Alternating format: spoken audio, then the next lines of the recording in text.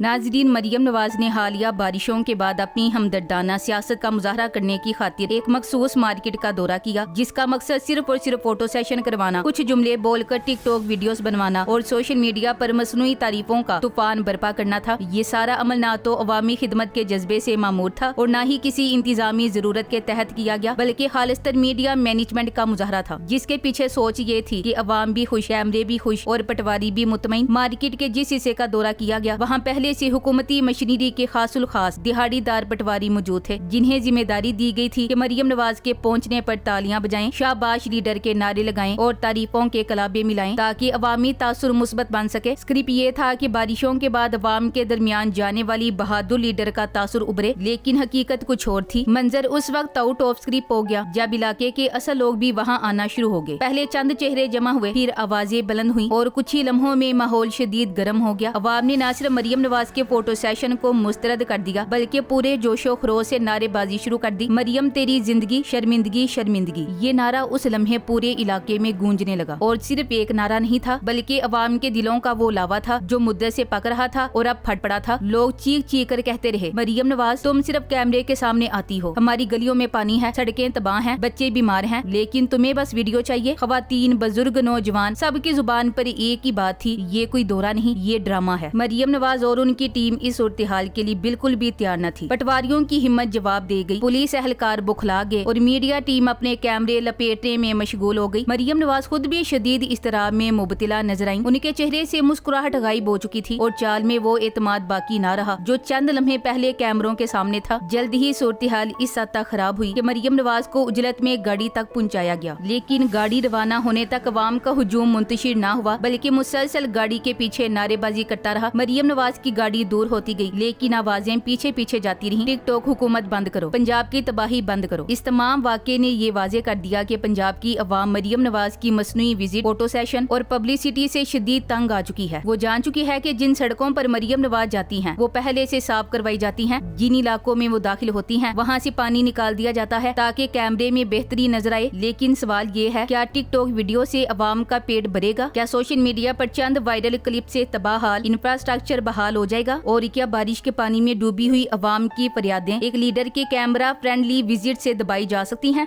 ये वाकया महज एक बदनज़मी या हिफाजती नाकामी नहीं, बल्कि एक वाज़ेह अलामत है कि अवाम अब मजीद धोखा बर्दाश्त करने को तैयार नहीं। टिकटॉक कल्चर से निकलकर अवाम को अमली इक़दामात, हकीकी खिदमत और जमीनी हक़ाइक़ पर मबनी सियासत चाहिए। मरियम नवाज के लिए ये वाकया एक वार्निंग है कि फोटो सेशन से इक़्तिदार नहीं बचता और कैमरों की चमक से अवाम की महरूमियाँ छुपाई नहीं जा सकती। अवाम अब जागी है और वो सिर्फ देखने वाली नहीं, बोलने वाली और रोकने वाली भी बन चुकी है। वीडियो देखें जहां मरियम नवाज के खिलाफ नारेबाजी की गई। शर्मिंदगी शर्मिंदगी